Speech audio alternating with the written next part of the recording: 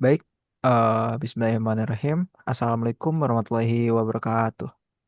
Waalaikumsalam Waalaikumsalam warahmatullahi warahmatullahi wabarakatuh. Oke, pada malam hari ini adalah malam di mana kita akan melakukan wawancara tambahan bersama rekan-rekan saya dan juga narasumber saya. Jadi di sini ada narasumber saya yaitu Kak Indah Fadilah. Terima kasih telah meluangkan waktunya pada malam hari ini dan juga eh, kepada rekan-rekan saya ucapkan terima kasih atas waktunya. Jadi di sini saya akan sedikit menjelaskan terlebih dahulu. Jadi pada malam hari ini tuh adalah sebuah wawancara tambahan. Jadi kan memang sebetulnya kita sudah melakukan wawancara ya kemarin wawancaranya itu offline juga. Namun setelah kami telusuri lebih lanjut, bahwasannya memang hasil dari dokumen yang telah kami buat itu ternyata sedikit kurang. Dan di sini kami meminta sedikit waktunya juga untuk melakukan wawancara tambahan dengan pertanyaan-pertanyaan yang tambahan agar bisa mengeluarkan hasil yang lebih baik dari yang sebelumnya. Jadi untuk Hawa, saya ucapkan terima kasih atas waktunya. Baik, mungkin sebelum melanjutkan ke pertanyaan, saya akan memperkenalkan diri terlebih dahulu beserta rekan-rekan saya. Perkenalkan, nama saya Muhammad Akbar Rizky Saputra dan rekan saya. Saya Muhammad Hasan Alfarisi. Saya Fajri Kurniawan. Saya Desti. Baik, terima kasih rekan-rekan yang telah memperkenalkan dirinya. Dan juga mungkin untuk dari Kak Indah, apakah ada sedikit kata yang ingin diucapkan? Gak ada, cukup. Baik, mungkin tanpa memakan waktu juga untuk meminimalisir waktu juga, kita akan lanjutkan ke sesi pertanyaan saja. Jadi untuk sesi pertanyaannya mungkin akan dimulai dengan rekan saya. Untuk rekan saya mungkin Desti, dipersilahkan. Baik, terima kasih. Untuk wawancara tambahannya, Kak Indah, pertanyaan yang pertama, menurut Anda, apa yang dimaksud dengan etika komunikasi dalam Islam? Oke, baik. Terima kasih atas pertanyaannya. Izinkan saya untuk menjawab ya. Jadi, menurut saya itu etika komunikasi dalam Islam yaitu gimana cara kita menyampaikan atau berinteraksi yang sesuai dengan ajaran agama kita. Jadi, enggak cuma masalah apa yang kita omongin, tapi juga dengan eh, tapi gimana gitu dengan cara kita menyampaikan kepada orang lain juga. Nah, cara menyampaikan itu harus jujur, enggak nyakitin orang lain, dan tetap sopan gitu. Di TikTok ini penting banget gitu kita untuk selalu menerapkan sikap sopan, jujur, enggak menyakitin orang lain karena dalam TikTok ini banyak banget gitu yang nonton kita. Nah, jadi kita itu harus lebih hati-hati dalam konten yang kita buat gitu. Oke, baik. Untuk lanjut aja untuk pertanyaan yang kedua, jenis konten apa sih yang paling sering Kak Indah buat atau bagikan di TikTok gitu? Nah, untuk jenis konten ya sebetulnya saya tidak terlalu mengikuti tren dan tidak terlalu sering membuat konten, tapi biasanya saya juga membuat konten lifestyle sama hiburan ringan saja kayak daily activity, makanan atau tempat yang biasa saya datangi. Nah, kadang juga saya ikut trend dance atau lip sync yang lagi viral, tapi saya pilih-pilih yang sekiranya bertentangan dengan ajaran agama Islam, tidak saya upload atau tidak saya publikasi. Nah, sesekali juga saya share-share hal yang edukatif dari kuliah, tapi dikemas santai dan bisa lebih menarik gitu. Oke, baik, dapat dipahami ya.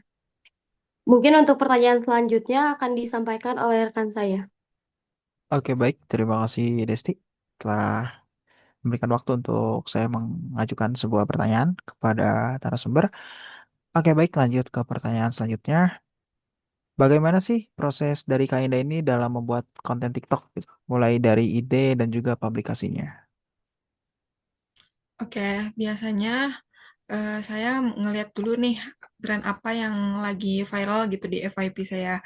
Terus saya mikir ini cocok enggak ya sekiranya untuk saya lakukan atau saya ikutin trennya.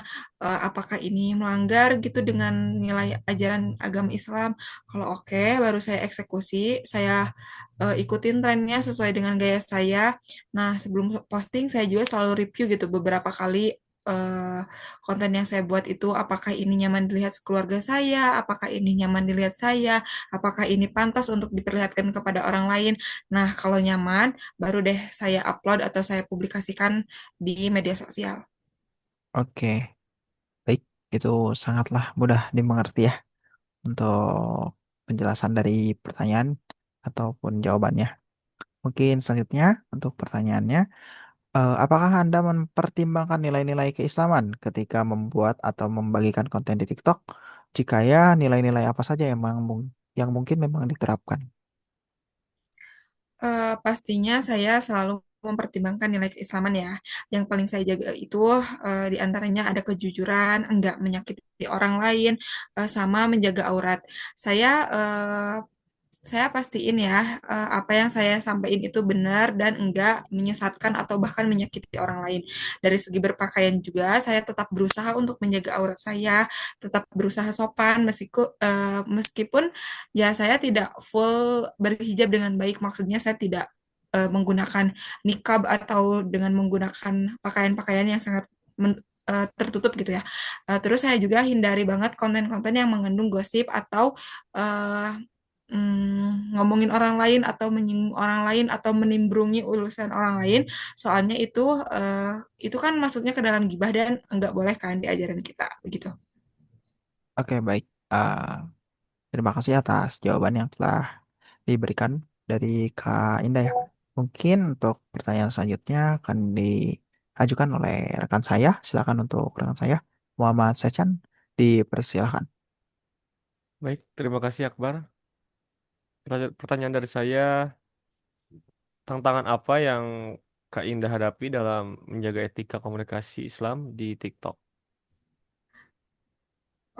Bicara tentang tantangan ya, sebenarnya tantangan di media sosial itu, terutama di TikTok itu berat banget. Nah, tantangan terberatnya itu menurut saya adalah untuk enggak ini mengikuti tren-tren viral yang tidak sesuai dengan nilai keislaman. Kadang ada tren-tren engagementnya tinggi, tapi kontennya itu questionable gitu. Algoritma TikTok juga kadang maksa banget buat kita bikin konten yang kontroversial kayak misal ya itu tadi kayak menimbrungi masalah-masalah orang lain atau ikut gibah gitu. Pressure dari teman-teman juga ada yang mereka bilang santai aja kan cuman konten. Padahal menurut saya itu lebih tetap ada batasannya gitu. Kayak yang menurut kita oke belum tentu menurut orang lain oke. Jadi kita harus tahu batasan di media sosial. Baik, terima kasih atas jawabannya Kak Indah. Untuk pertanyaan Oke. terakhir akan dilanjutkan kepada Fazri Kurniawan. Oke, baik. Terima kasih Muhammad Sahan. Sebelumnya lanjut saja ya ke pertanyaan terakhir untuk Kak Indah. Eh, Pernahkah Anda mengalami dilema antara mendapatkan banyak viewers atau like dengan menjaga nilai-nilai Islam dan bagaimana Anda mengatasinya? Nah, untuk masalah ini sangat-sangat jelas pernah dan sangat sering saya rasakan ya untuk mempertahankan nilai keislaman. Eh, jadi saya ini sering dilema ya, sempat mikir juga buat membuka hijab atau ya membuka aurat saya lah garis besarnya gitu, buat naikin followers saja gitu. Tetapi setelah dipikir-pikir ya namanya followers, like atau viewers itu hanya sesuatu yang hanya sementara dan bisa disebut enggak paten, bisa hilang begitu saja gitu dalam satu waktu. Sedangkan nilai-nilai yang saya pegang ini itu bakal ngebentuk karakter saya sendiri gitu. Nah, sekarang saya ini lebih fokus ke kualitas konten dan konsistensinya gitu. Lebih baik punya followers sedikit tapi edukatif gitu daripada banyak tapi enggak sejalan sama nilai-nilai saya atau nilai-nilai keislaman dan berpotensi melanggar nilai-nilai keislaman gitu. Oke, baik.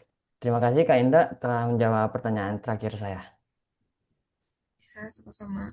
Oke, baik. Mungkin untuk pertanyaan yang diajukan itu sudah cukup ya. Dan juga sudah sesuai dengan beberapa pertanyaan yang sudah kita susun, sehingga mungkin pertanyaan-pertanyaan tadi itu akan menghasilkan hasil yang mungkin maksimal pada dokumen yang telah kami susun dari hasil yang sebelumnya. Nah, mungkin uh, saya ucapkan terima kasih kepada narasumber dan juga demikianlah untuk presentasi beserta wawancara tambahan kami pada malam hari ini. Kami berharap materi yang telah disampaikan, yang dipaparkan, juga jawaban-jawaban yang diberikan dari narasumber ini akan memberikan sebuah wawasan, inspirasi, dan juga manfaat bagi kita semua. Nah, mungkin eh, dari wawancara ini saya akan mengucapkan Alhamdulillahirrahmanirrahim, wawancaranya telah selesai. Dan untuk wawancara pada malam hari ini saya tutup. Wassalamualaikum warahmatullahi wabarakatuh. Waalaikumsalam. Waalaikumsalam warahmatullahi wabarakatuh.